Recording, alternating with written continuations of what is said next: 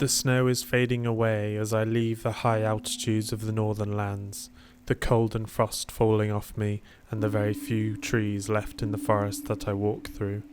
The trees are replaced by rocky outcrops, bushes and scrubland. They make the ground look like a dried scab. I stop at the cusp of a mountain, looking down upon Norway's southern land. It's now smudged with flooded fields that blotch the view like an ink stain.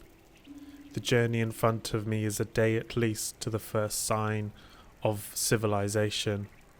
I give a sigh of relief at the thought of the end of harsh cold nights. However, the land in front of me is just as unforgiving and potentially just as dangerous, because where humanity goes, death goes. The only place left without death following humanity around is Valhalla. I put my bag down and slump onto the floor. Stopping makes me realise the aches and pains that I have been creating throughout my journey. They now hammer at my nervous system. I pull my socks off and gain a sting as I peel back the fabric to reveal a large blister and dry skin from the constant rubbing. I lie in a state of exhaustion, then settle down for camp on the boundary of an extinct nation. I exhale and my head flops down onto the bag that I use as a pillow. The bag is propped up on a rocky outcrop, so I can sit up and ease my aching body.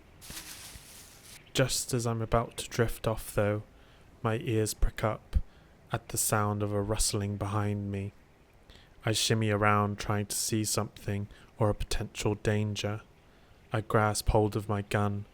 The rustling doesn't continue, and the only thing behind me is the dark woods covering the deep mountains like a duvet. My nerves prick up this time as the rustling comes back. I point my gun up to where the rustling is. The rustling stops again, and I see no other thing behind me besides the trees and bushes. My 3 years of knowledge have made me aware of the difference between predator and prey, and this is a predator. Another rustle and a loud thumping footstep to the right side of me makes me quickly point my gun, twisting my upper body quickly with it. My heart begins to pound thunderously in my ears and my breath short and wheezing. The animal is close. It sniffs and breathes the smell of fish curling around me from its breath. The grunts from the animal come through the bushes, shaking the small dark green leaves and branches, like my hands shaking against the force facing me. The voice morphing and forming with every grunt and pulse from its mouth. I don't want harm. My voice is whimpering and whispering. The animal's sniffs are sonorous and are so close I can hear the wetness as it grunts through its nose. Rare. The English protrudes again through my mind. It knows the land better than me, I think to myself. I know these lands better than anyone. It replies to my thoughts. I'm shocked, my eyes widen, trying to find out who or what is reading my mind. How can you speak to me? I question the bush.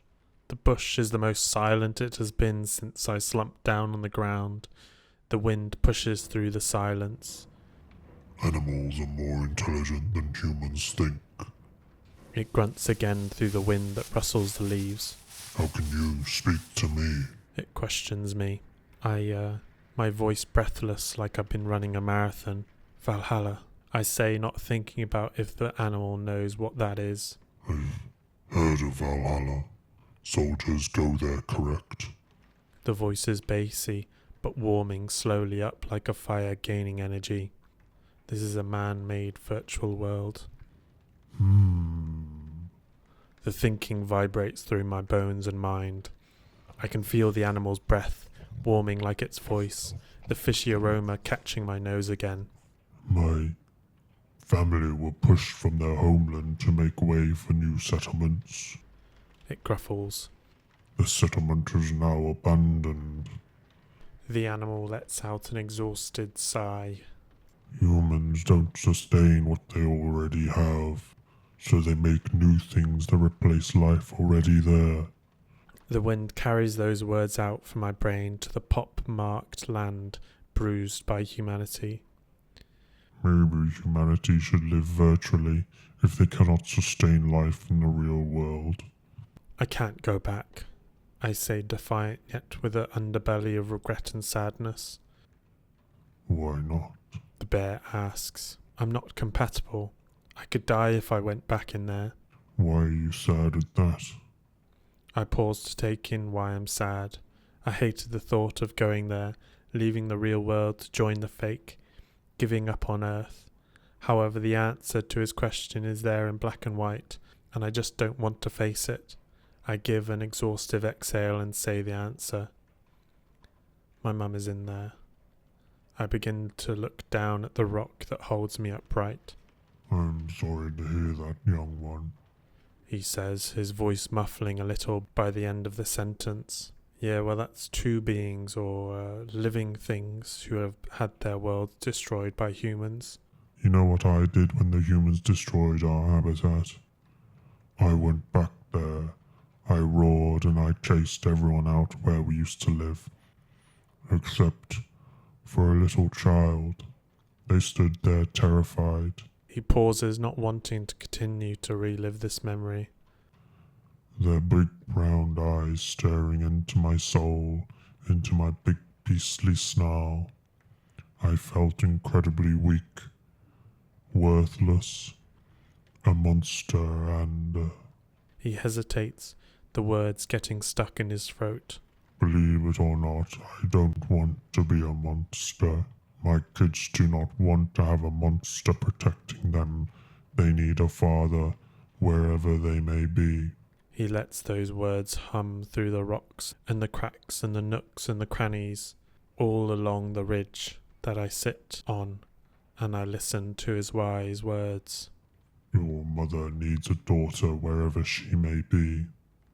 Those words roll down my cheek and onto the rocky surface of the mountain top.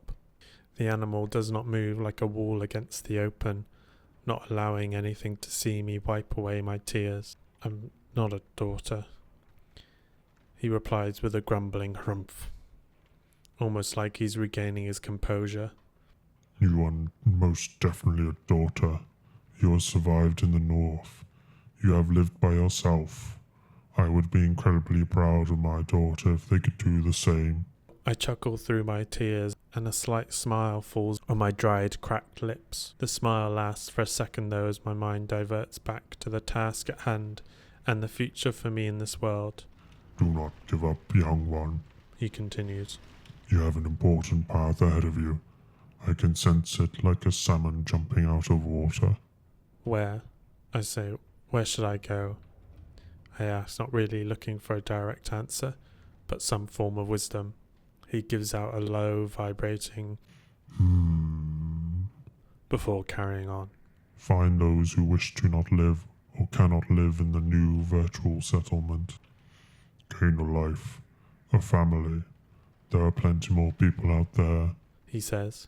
I have to admit, humans do not give up. They are survivors, and you are most definitely a survivor.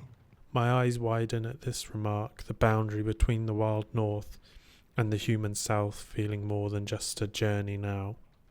Are you? I turn back from the view.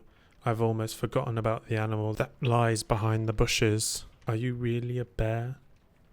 I question it, feeling more childish than I have in a long time. I can see the bush shake as the sound of chuckling rumbles through. You're lucky I'm not a wolf, it exclaims.